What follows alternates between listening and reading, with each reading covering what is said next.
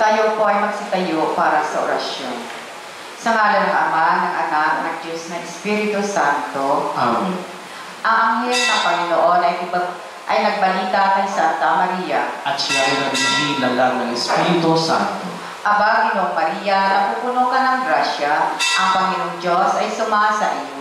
Bukod ka pinagpala sa babaeng lahat, at pinagpala naman ang iyong anak na si Jesus. Santa Maria, Ina ng Diyos, ipanalangin mo kami mga kasalanan, ngayon at kung kami mamamatay. Amen. Narito ang alipin ng Panginoon. Maganap nawa sa akin ang ayon sa wika mo. Aba, Ginoong Maria, napupuno ka ng grasya, ang Panginoong Diyos ay sumasa iyo. Bukod ka pinagpala sa babaeng lahat, at pinagpala naman ang iyong anak na si Jesus. Santa Maria, Ina ng Diyos, ipanalangin mo kami makasalanan, ngayon at kung kami mamamatay. Amen. At ang salita ay nagkatawang tao. At nakipabuhay sa atin. Aba, Ginoong Maria, napupuno ka ng grasya, ang Panginoong Diyos ay sumasa iyo.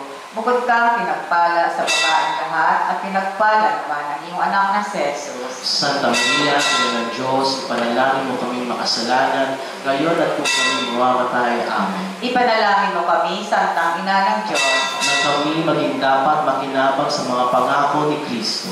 manalangin tayo. Panginoon naming Diyos, kasihan mo nawa ang aming mga kaluluwa ng iyong mahal na grasya, at yayamang dahilan sa pamamagitan ng anghel ay nakilala namin ang pagkakatawang tao ni Jesucristong anak mo, pakundangan sa mahal na sakit at pagkamatay niya sa krus.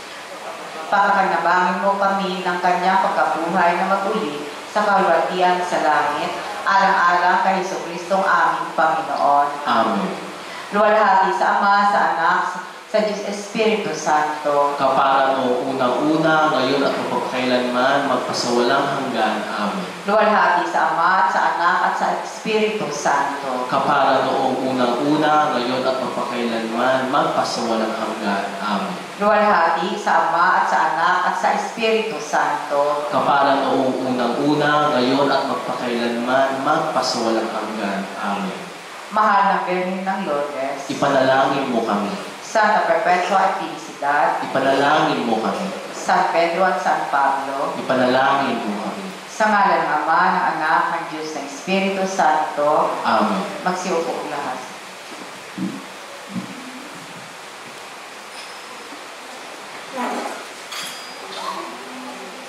Magandang gabi sa inyo lahat.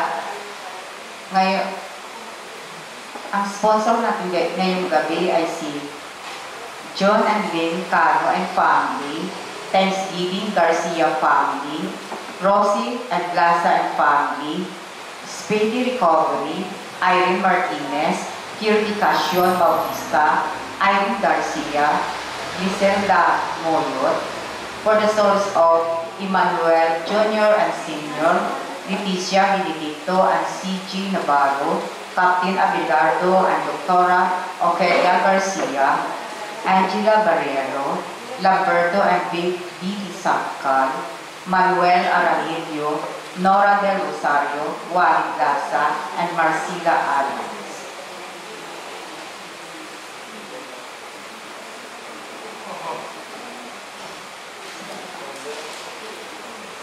Ngayon ay ikatlong linggo ng Kwaresma. Ang ating tagapangmisa ay si Reverendo Padre Christopher Rosaris S.D.S. Magsitayo po ang lahat.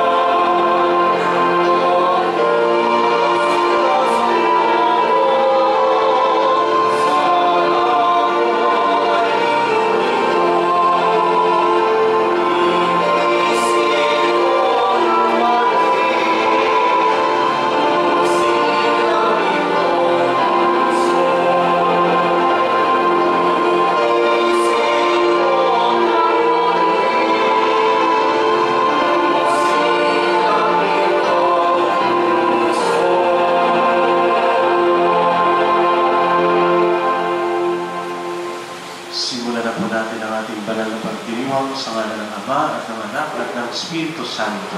Amen. Ang pagpapala ng ating Panginoong Jesucristo, ang pag-ibig ng Diyos Ama, at ang pakikipagkaisa ng Espiritu Santo naway sumainyong lahat. At sumainyo rin. Magandang gabi po sa ating lahat. Magandang gabi din po, Father. Mga kapatid, ipinapaalala ng Panginoon ang kahalagahan ng pagsisisi, pagbabagong buhay, at pakikinig sa Kanya. Ipinakita ng Diyos sa Kanyang kalwalhatian sa mga sinaunang Israelita na sa pamagitan ni Moises. Una, sa nagliliyab na punong kahoy, at sa kalaunay sa pagpapalaya niya sa kanila mula sa Ehipto. Sa kabila ng lahat ng ito, pinili pa rin nilang suwayin si Yahweh. Kung tunay tayong nagsisisi at nananais na lumago sa pananampalataya, manatili tayong tapat sa Kanya. At upang maging karapat-dapat tayong gumanap sa banal na pagdiriwang na ito, aminin natin ang ating mga kasalanan at hingin natin ang pagpapatawad at pagpapala ng ating Panginoon. Tayo pong lahat, inaamin ko sa makapangyarihang Diyos at sa inyong mga kapatid na lubha akong nagkasala sa isip, sa salita at sa gawa at sa aking pagkukulang. Kaya sinasamo ko sa mahal na Birheng Maria, sa lahat ng mga anghel at mga banal, at sa inyong mga kapatid, na ako'y panalangin sa Panginoong ating Diyos. Kaawaan tayo ng makapangyarihang Diyos, patawarin tayo sa ating mga kasalanan, at patnubayan tayo sa buhay na walang hanggan. Amen. Panginoon, kaawaan mo kami. Panginoon, kaawaan mo kami. Kristo, kaawaan mo kami. Kristo, kaawaan mo kami. Panginoon, kaawaan mo kami. Panginoon, kaawaan mo kami. Manalangin tayo. Ama naming makapangyarihan, Ikaw ay maibigin at budihin sa tanan. Itinuturo mo na ang lunas sa kasalanan ay nasa kusang pagpapakasakit, pagdalangin at pagmamalasakit. Tunghayan mo ang aming pag-amin sa nagawang pagsuway upang sa pagpatirapa ng aming budhi sa iyong harap, kami lagi mong maibangon dahil sa iyong pag-ibig na tapat. Sa pamamagitan ng Jesucristo kasama ng Espiritu Santo, magpasawalang hanggan. Amen.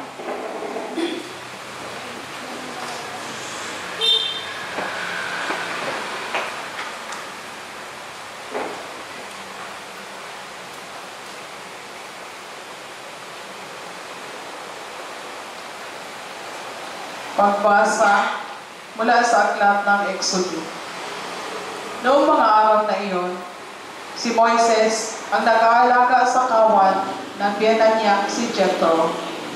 Minsan, tinaboy niya ang kawan papagtas ng disyerto at nakarating siya sa Horeb, sa bundok ng Diyos. Doon, ang anghel ng Panginoon ay napakita sa kanya parang ningas sa gitna ng isang mababang punong kahoy. Kitang-kita ni Moises na nag-iiyak ito, ngunit hindi nasusunog. Kaya nasabi niya sa kanyang sarili, "Katakataka ito. Tingnan ko ang mabuti kung bakit di nasusunog gayong nagliliyab."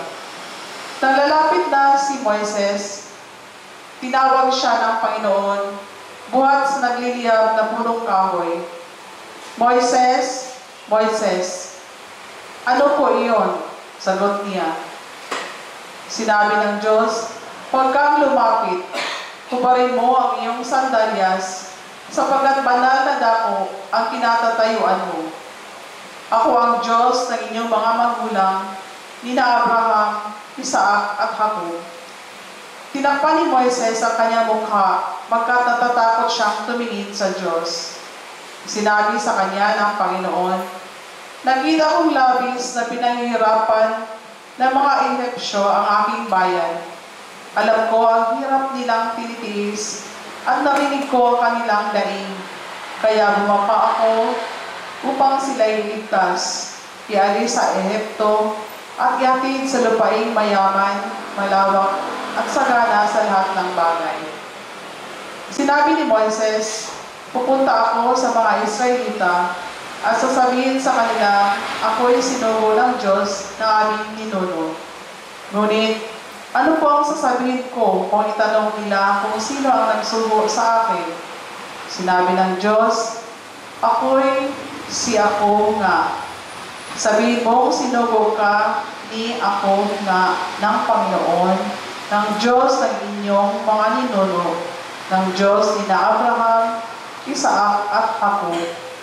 At ito ang pangalang itatawag nila sa akin magpakailanman. Ito rin ang pag-alala sa akin ng lahat ng salin-lahi.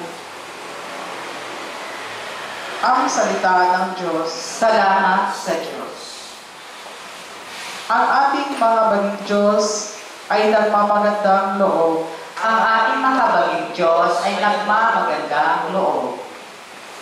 Panginooy papurihan, purihin mo, kaluluwa, ang pangalan niyang banal, purihin mo sa tuwina. Ikaw, aking kaluluwa, ang Diyos ay papurihan, at huwag mong lilimutin yung kanyang kabutihan. Ang ating mahabaging Diyos ay nagmamagandang loob. Ang lahat kong kasalanay, siya ang nagpapatawad, at anumang aking sakit, ginagamot niya ang lahat. Sa bingit ng kamatayan, ako ay inililigtas, at pinagpapala ako sa pag-ibig niya at habag. Ang ating mahabaging Diyos ay nagmamagandang loob. Panginooy humahatol, ang gawad ay katarungan, natatamo ng inapi ang kanilang karapatan. Ang balangkas niya utos kay Moises ibinigay, ang kaangahangang gaway na saksihan ng Israel. Ang ating mahabaging Diyos ay nagmamagandang loob. Kay ganda ng kalooban, mahabagin itong Diyos, kung magalit ay banayad, kung umibig na may lubos. Ang agwat ng lupa at langit, sukatin may hindi kaya, gayon ang pag-ibig ng Diyos sa may takot sa Kanya.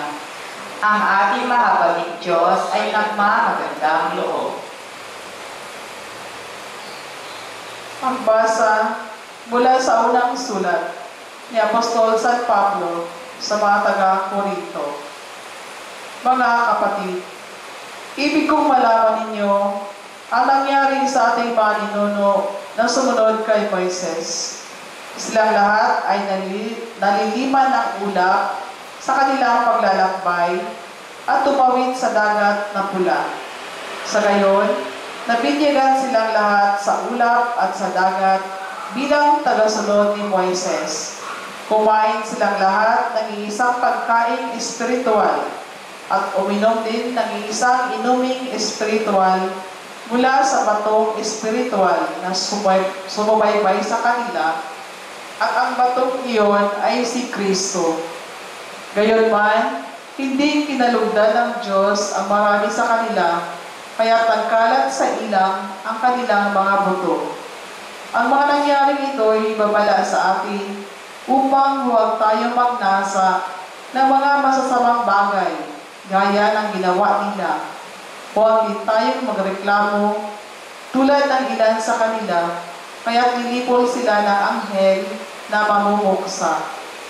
Nangyari ito sa kanila bilang babala sa iba at nasulat upang turuan tayong mga inabot ng huling panahon. Kaya nga, mag-ingat ang sinumang nag-aakalang siya'y nakatayo. Baka siya ay mabuwal. Ang salita ng Diyos. Salamat sa Diyos. Magsitayo na po ang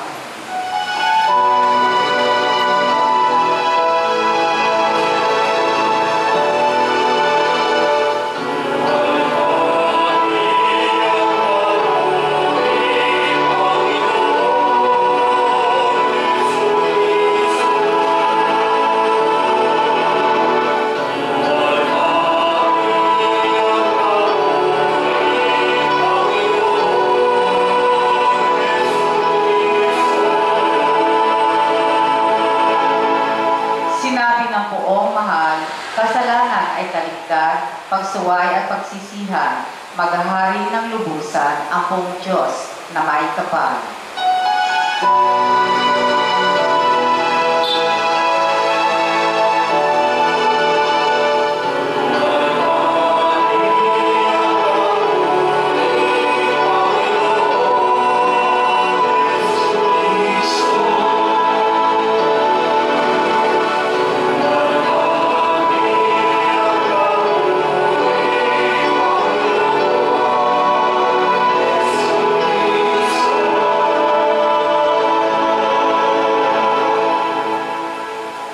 Sumainyo ang Panginoon. At sumainyo rin. Ang mabuting balita ng Panginoon ayon kay San Lucas. Papuri sa iyo, Panginoon. Dumating doon ang ilang tao at ipinalita kay Jesus na ipinapatay ni Pilato ang ilang Galileo, samantalang ang mga ito'y naghahandog sa Diyos. Sinabi niya sa kanila, akala ba ninyo higit na makasalanan ang mga Galileong ito kaysa ibang mga taga-Galilea dahil sa gayon ang sinapit nila? Hindi. Ngunit sinasabi ko sa inyo, kapag hindi niyo pinagsisihan at tinaligdan ang inyong mga kasalanan, mapapahamak din kayong lahat. At ang 18 namatay ng mabagsakan ng tore sa Siloe, sa akala ba ninyo'y higit silang makasalanan kaysa ibang naninirahan sa Jerusalem? Hindi. Ngunit sinasabi ko sa inyo, kapag hindi ninyo pinagsisihan at tinaligdan ang inyong mga kasalanan, mapapahamak din kayong lahat. Sinabi sa kanila ni Jesus ang talinghagang ito. May isang tao na may puno ng igos sa kanyang ubasan. Minsan, tiningnan niya kung may bunga ito, ngunit wala siyang nakita. Kaya sinabi niya sa tagapag-alaga ng ubasan, 3 taon na akong pumaparito at naghahanap ng bunga sa punong ito, ngunit wala akong makita. Putulin mo na. Nakasisikip lang yan. Ngunit sumagot ang tagapag-alaga, huwag po muna nating putulin sa taong ito. Uhukayan ko ang palibot at lalagyan ng pataba. Kung mamunga po ito sa darating na taon, mabuti. Ngunit kung hindi, putulin na natin. Mga kapatid, ang mabuting balita ng Panginoon. Pinupuri ka namin, Panginoong Hesukristo. Muling magandang gabi po sa ating lahat. Magandang gabi po, Father. Tayo po ngayon ay nagdiriwang sa 3 linggo ng 40 araw ng paghanda para sa Pasko ng Pagkabuhay. Sisimulan ko po ang aking humiliya sa isang tanong. Bakit ba nagdurusa ang tao? Anong meron? Bakit nagdurusa ang isang tao? Meron po akong nakitang video clip sa Facebook.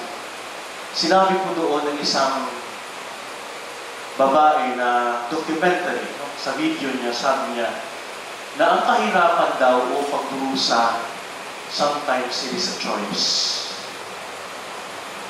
Nagkakaganyan ka dahil sa totoo lang, pinili mo na. Kaya nga po, kung titingnan po natin ang Ebanghelyo ngayon, si Jesus mismo pinalaalahanan niya ang kanyang mga apostol na kung hindi tayo magsisisi, kung hindi natin babaguhin yung ating mga sitwasyon, yung ating mga ugali, if there's no such thing as conversion, same thing that will happen to us. Mamamatay tayo. Ganun ang pahiwatig niya sa kanyang mga alagad. At ganun din naman ang punto ng ikalawang pagbasa sa atin ngayon. Si Moises, dinala niya ang mga tao, ang mga Israelita papunta sa lupang pangako. Ngunit ano ang ginawa ng mga tao?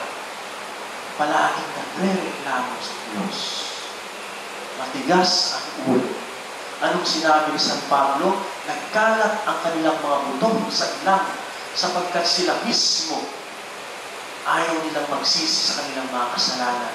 Sila mismo nagmatigas sa kanilang mga damdamin. God did everything for us. But in return, ano po ang ginawa natin? Kaya isa itong paalala sa ating lahat sa panahon ng Kwaresma.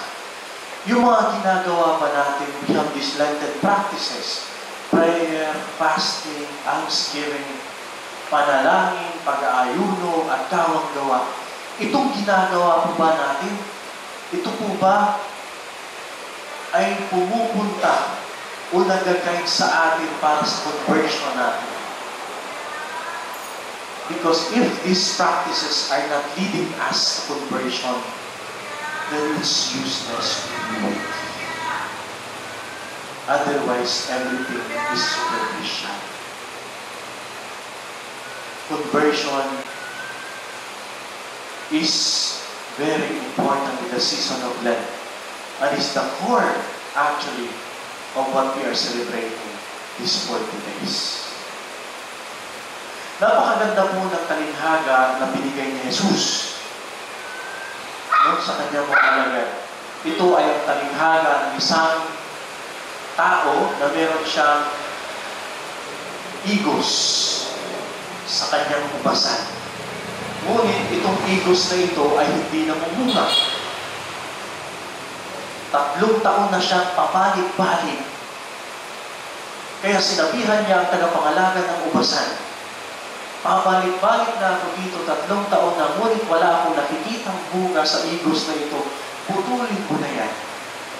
Pero alam niyo po kung anong sabi ng tagapangalaga? Huwag po muna. Gagawa ako ng paraan. Lalagyan ko ng pataba. Titignan natin kung mamumunga sa susunod na taon. Kung hindi, puputulin natin. This reminds us of God. Kung anong merong Diyos tayo. No? Na ang Diyos ay binibigyan tayo ng pagkakataon na mamunga. Pagkakataon na kumbaga ayusin natin ang ating sarili para lang makapamuna. Siguro, tanungin na natin yung mga sarili natin, am I fruitful? Naging mabunga ba ako? Sa pagpapalaganap ng mabuting balita, naging mabunga ba ako sa pagpapahayag ng pag-ibig ng Diyos para sa iba? O ako yung naging dahilan kung hindi sila namumunga? Ako yung dahilan kung bakit yung iba nagdurusa. Our gospel today is a reminder for all of us na lahat sana tayo, hindi lang ang Diyos na nagbibigay ng pangalawang pagkakataon, kundi tayo rin. We can extend it to other people. Kung binigyan tayo ng Diyos ng pagkakataon, tayo rin sana ay magbigay ng pagkakataon para sa iba. I would like to take an example sa mga nangyayari sa lipunan natin ngayon. During the past administrations, maraming nagsasabi na kapag adik ka, mas mabuti pang patayin ka na. Is this how we think? Porket ba ang isang tao ay hindi na nabubunga? Porket ba ang isang tao ay wala nang ginawa, walang nagawa sa lipunan, ipuputulin na lang ba natin? Kahit sa mga nangyayari ngayon, ito yung kaisipan ng lahat. Mas mabuti pang patayin. Anong pinagkaiba natin sa Ebanghelyo na sinabi ng may-ari na putulin na lang ang isang igos sapagkat hindi ito namunga, pero sabi ng tagapangalaga, huwag muna. This is how Christian thinks. We should give a second chance to each and every person na kahit yung ibang tao o isang tao na sa tingin natin ay wala nang silbi.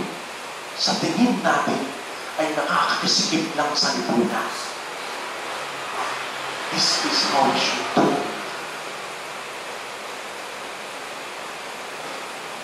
Isa itong paalala sa ating lahat. Paano tayo nagbibigay ng pangalawang pagkakataon sa mga tao?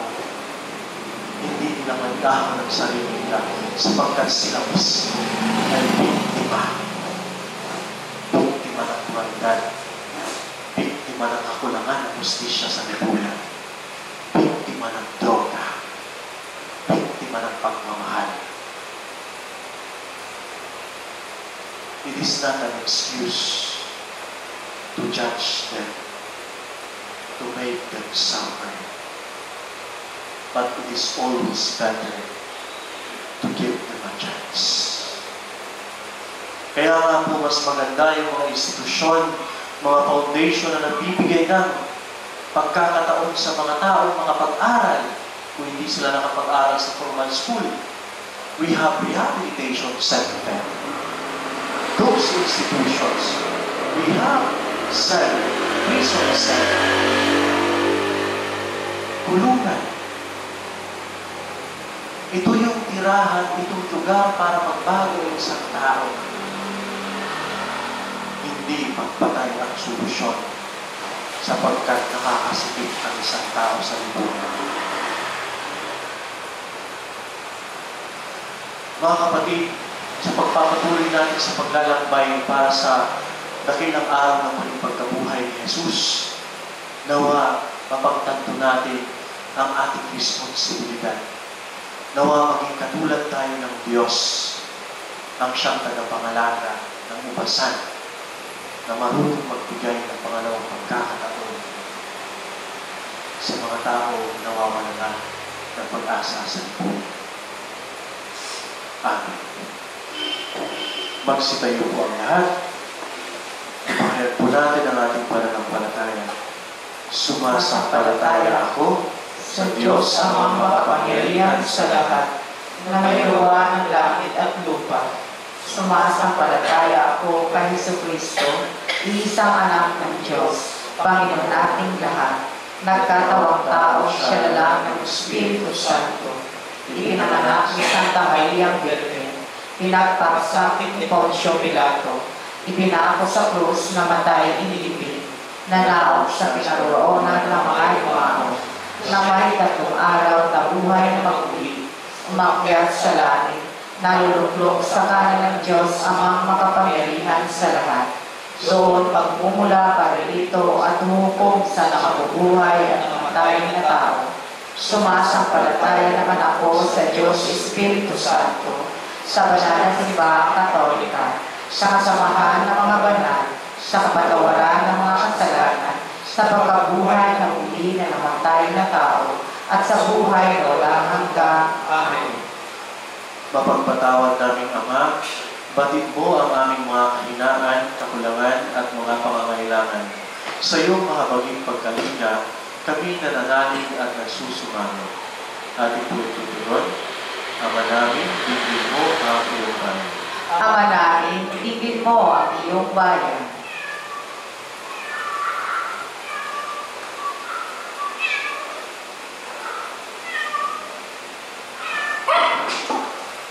Maging halimbawa nawa ang mga pinuno ng simbahan ng tunay na pagsisisi at pamumuhay na ayon sa kalooban mo, Ama. Manalangin tayo. Ama namin, tingin mo ang iyong bayan. Magsikap nawa kami magtulungan tungo sa ikabubuti ng lahat. Iwasan nawa namin ang pagpuna sa dungis at kapintasan ng aming kapwa na mapakita ang pagmamalasakit at pagmamahal sa kanila. Manalangin tayo. Ama namin, tingin mo ang iyong bayan. Magbunga nawa ang mga kaloob ng Espiritu Santo, pagsisi, katarungan at pag-ibig sa lahat ng tatanggap ng sakramento ng binyag. Nalangin tayo. Ama namin, tingin mo ang iyong bayan. Maging mga instrumento nawa kami ng katarungan, kapayapaan, at kaayusan sa lipunan. Manalangin tayo. Ama namin, tingin mo ang iyong bayan. Sa ilang sandali ng katahimikan, ating ipinalangin ang iba pang mga pangangailangan ng ating pamayanan, pati na rin ang ating pansariling kahilingan.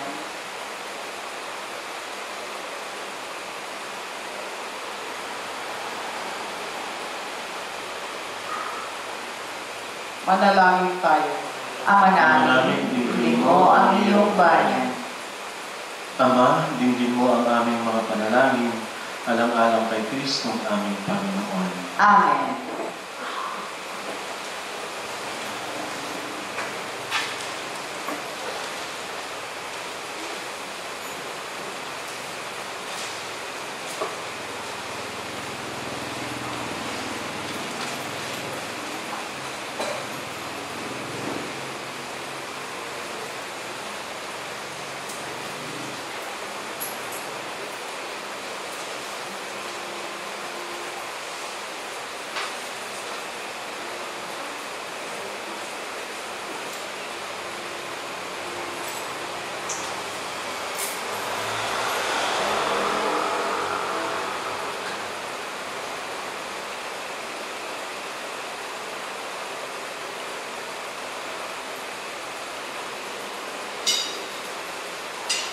Kapuri-puri ka, Diyos, sa mga lumikha sa sanlibutan.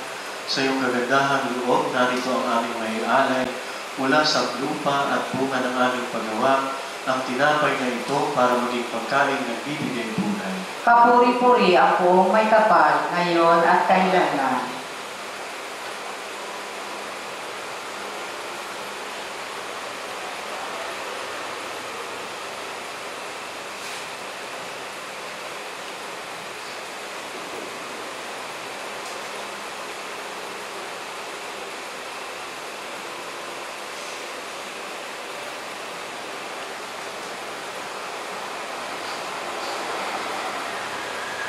Kapuri-puri ka, Diyos, sa mga lumikha sa sanlibutan. Sa iyong kagandahang loob, narito ang aming may alay mula sa katas ng ubas at bunga ng aming paggawa, ang alak na ito para maging inuming nagbibigay ng iyong Espiritu. Kapuri-puri ang buong may kapal, ngayon at kailanman.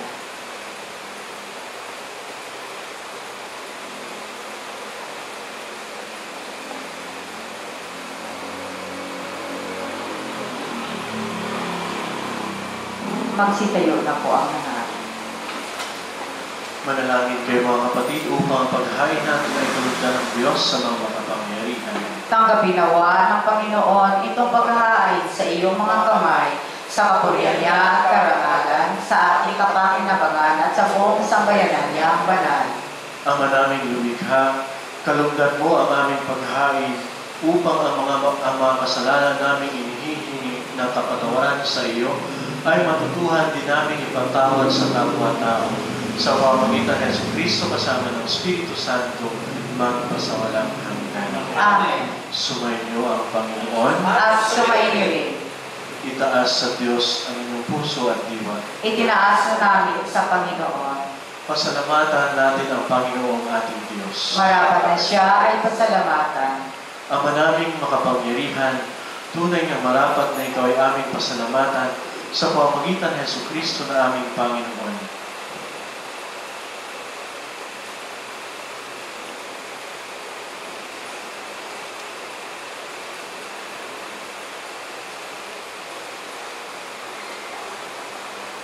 Binibigyan mo kami ng bagong pagkakataon upang ganapin ang paghahanda ngayon para sa pagdiriwang ng muling pagkabuhay. Kaysa ng iyong anak na minamahal, aming inilalaan ang panahong talino't yaman para ganapin ang iyong kalooban, na ang kapwa-tao ay lubos na damayan. Sa pagdiriwang namin sa aming pagsilang bilang mga kaanig ng iyong sambayanan, kami iyong pinagkakamit ng katayuang ganap sa pagtatangkilik. Kaya kaisa ng mga anghel na nagsisiawit ng papuri sa iyo na walang humpay sa kalangitan, kami nagpupuri sa iyong kadakilaan.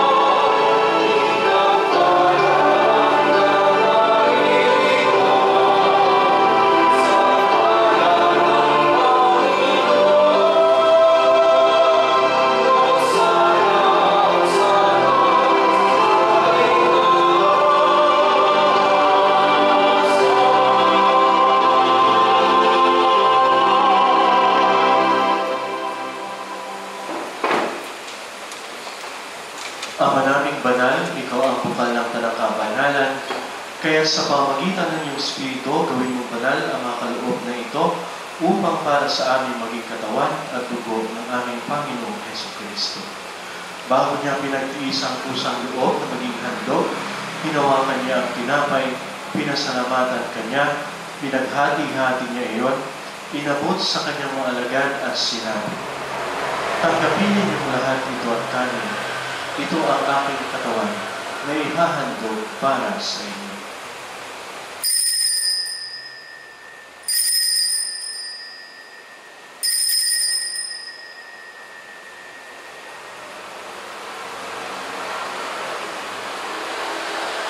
Gayon din naman nung matapos ang hapunan, hinawakan niya ang kalis, muli kanyang pinasalamatan. Inabot niya ang kalis sa kanyang mga alagad at sinabi, "Tanggapin ninyong lahat ito at inumin. Ito ang kalis ng aking dugo ng bago at walang hanggang tipan. Ang aking dugo na ibubuhos para sa inyo at para sa lahat, sa ikapagpapatawad ng mga kasalanan. Gawin ninyo ito sa pag-alaala sa akin."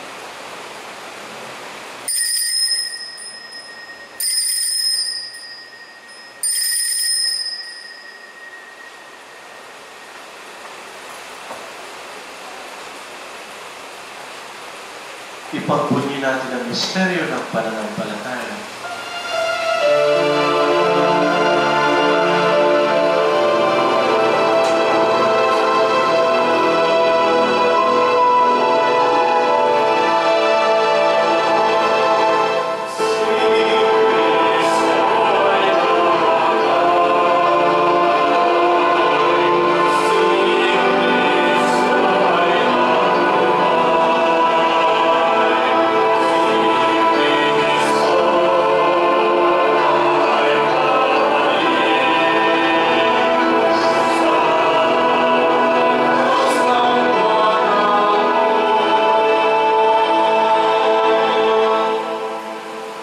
Ama, ginagawa namin ngayon ang pag-alaala sa pagkamatay at muling pagkabuhay ng iyong anak.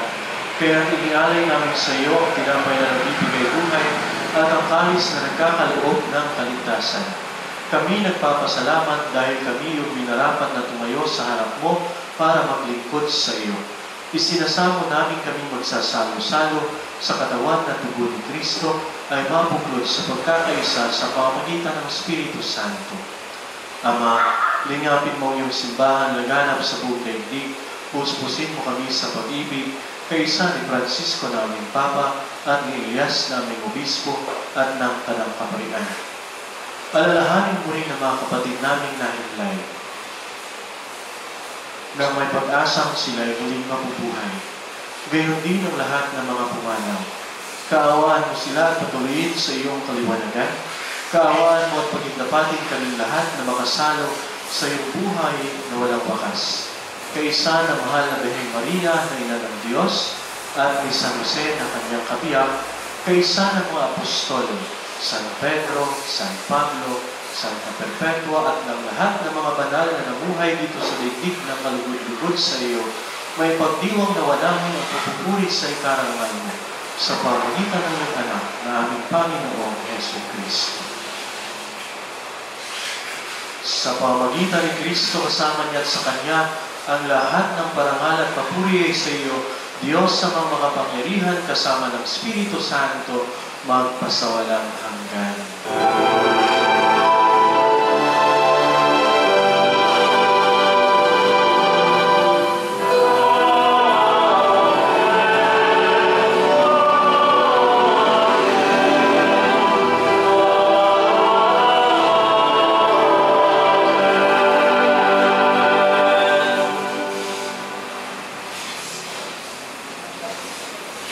Sa tagubili ng managaling na utos ng Panginoon ni Jesus na Panginoon natin at Diyos, ipahayag natin ang lakas niya.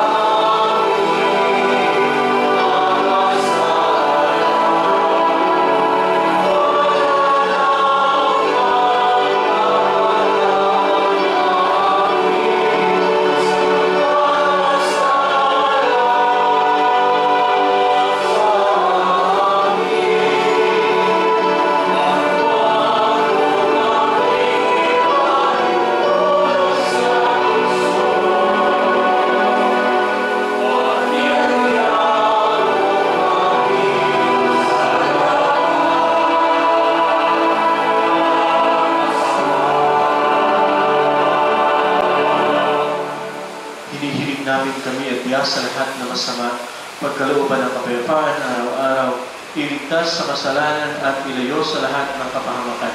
Samantalang aming pinanabikan ang dakilang araw ng pagpapahayag ng tagapagligtas namin sa Jesucristo.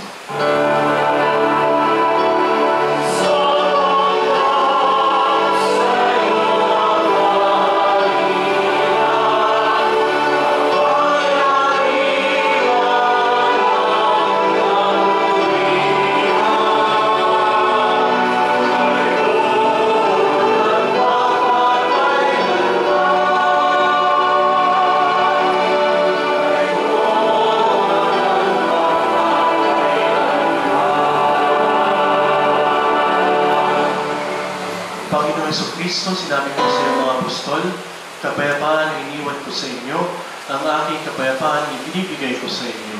Tunghayan mo ang aming pananampalataya at huwag ang aming pagkakasala. Pagkalooban mo kami ng kapayapaan at pagkakaisa ayon sa iyong kalooban, kasama ng Espiritu Santo magpasawalang hanggan. Amen. Ang kapayapaan ng Panginoon ay laging sumayo. At sumainyo rin. Magbigay kayo ng kapayapaan sa isa't isa.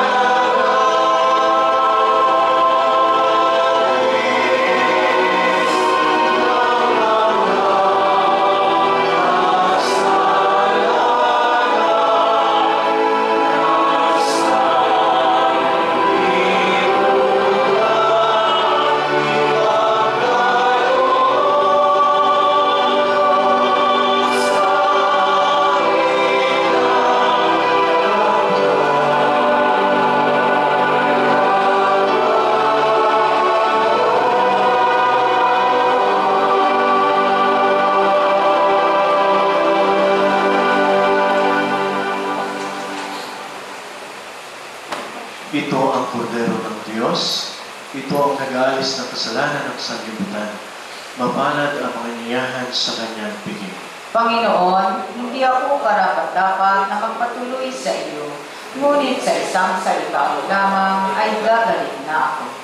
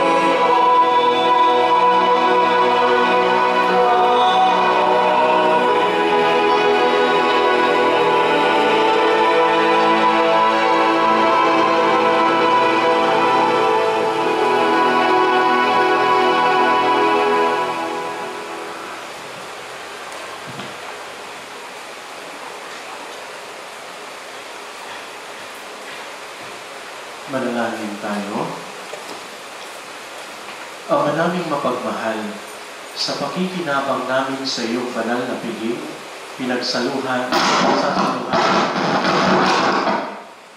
ang ginaganap namin ngayon sa pagdiriwang ay lubos nawang mangyari sa gawain namin araw-araw. Sa pamamagitan ng Jesucristo kasama ng Espiritu Santo, magpasawalang hanggan. Amen. Magsiupo po lahat para sa ilang mga anunsyo. Birthday Thanksgiving of Jasmine Navarro, Alma Aranelio. Paalala, bilang paggalang sa Diyos at upang mapanatili ang kabanalan ng banal na misa, magalang namin ipinaalala sa lahat na mag-antanda ng cross at lumuhod tuwing papasok at lalabas ng kapilya. Gayon din, kapag tatawid sa gitna ng pasilyo. Hinihiling din po namin sa lahat ng dumadalo na iwasan ang paggamit ng cellphone, pagkuha ng larawan, at paggamit ng anumang elektroniko kagamitan. Atin din panatilihin ang sagradong katahimikan habang ginaganap ang banal na misa. Ang banal na komunyon ay maaaring tanggapin sa kamay, ngunit hinihikayat namin ang lahat na tanggapin ito ng direkta sa dila. Upang mapanatili ang dangal na banal na lugar, mahigpit namin ipinapaalala na magsuot ng angkop na kasuotan, bawal po ang sleeveless na damit, shirts, at iba pang hindi nakaangkop na pananamit. Hinihikayat din po namin ang mga kababaihan na magsuot ng belo tuwing banal na misa. Kalakip ng paalalang ito ang direktiba ng ating obispo ukol sa postura ng pagluhod sa panalangin ng Eucharistia. Ang kautosang ito ay binibigyan diin ang kahalagahan ng pagkakaisa, pagsamba at paggalang sa Eucharistia. Alinsunod sa naging pasya ng CBCP sa kanilang ika-128 pangkalatang pagpupulong. Ipapatupad ang kautosang ito sa buong Diocese ng Cubao simula April 17, 2025, Huwebes Santo. Bilang paghahanda na magkakaroon ng katekises mula Marso 23 hanggang April 13, 2025 sa pamamagitan ng serye ng mga turo na inihanda ng Diocesan Ministry of Liturgical Affairs, DIMLA, at Social Communication Ministry, SOCOM. Upang matiyak ang sapat na paghahanda, ang mga video ay magiging available 3 araw bago ay tinakdang pizza. Panghuli, upang panatili ang kabanalan ng liturhiya, pinaalalahanan ng lahat na iwasan ang pagpalakpak pagkatapos ng muling pagbabasbas. Mula sa kapilya sina San Pedro at San Pablo, maraming salamat po sa inyong pag-unawa at pakikisa. Ngayon po, tumayan natin ang isang video po.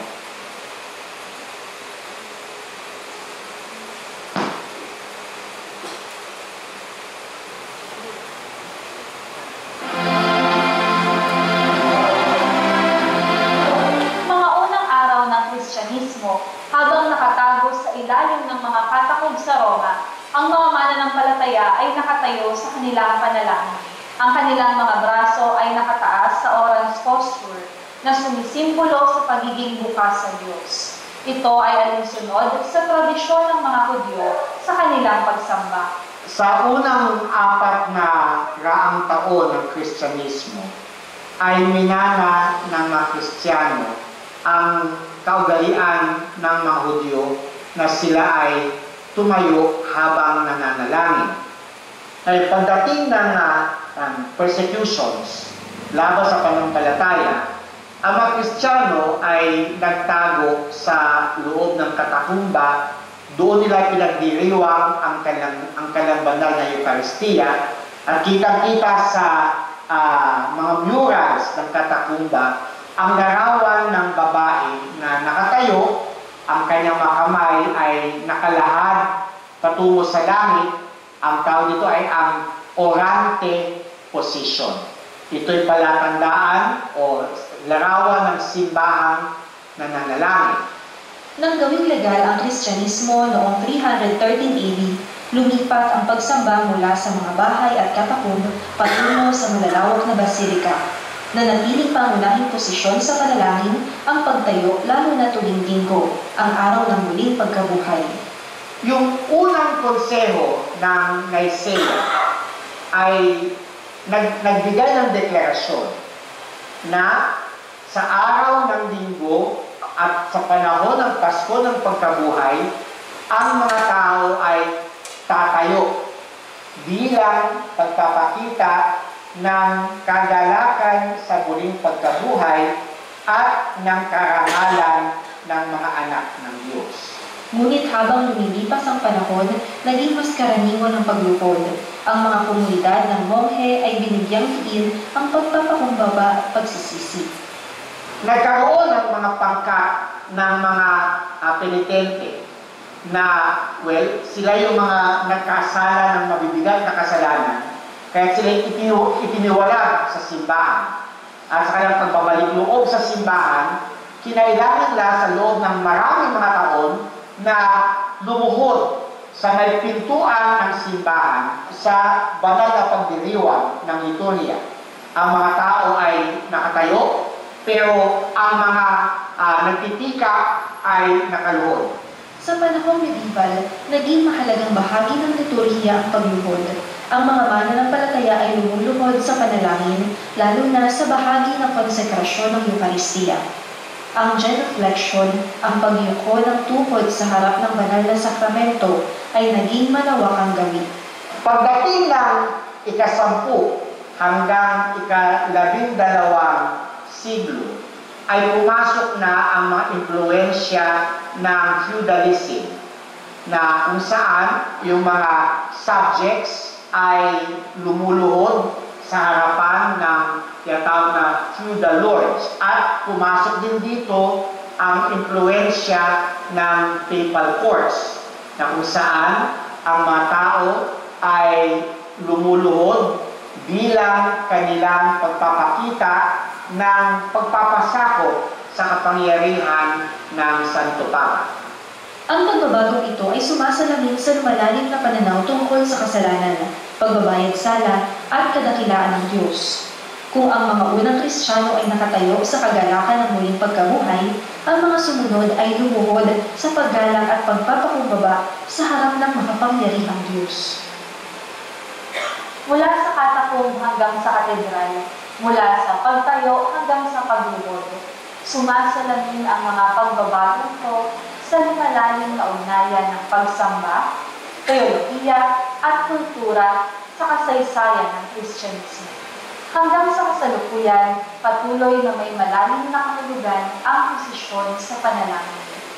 Ang pagtayo ay nagpapakita ng pananampalataya at kahandaan, habang ang paglubod naman ay patuloy na tanda ng pagpapakumbaba at debosyon.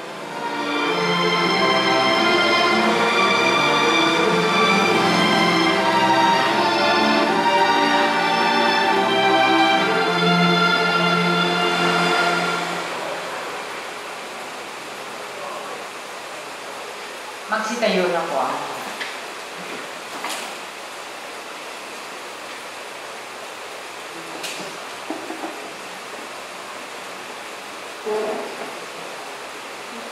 Sumainyo ang Panginoon. At sumainyo rin. Magsiyuko kayo habang iginagawa ng pagbabasmas. Ama naming mapagpala, ipagtanggol mo lagi sa lahat ng masama ang iyong sambayanan upang malayang makapaglingkod sa iyo at mamalaging nasa pagkukup mo sa pamagitan ng Jesucristo kasama ng Espiritu Santo magpasawalang hanggan. Amen. At pagpalain kayo ng makapangyarihang Diyos, Ama at Anak at Espiritu Santo. Amen. Tapos ng ating banal na pagdiriwang, humayo kayong taglay ang pag-ibig upang ang Panginoon ay mahalin at paglingkuran. Salamat sa Diyos.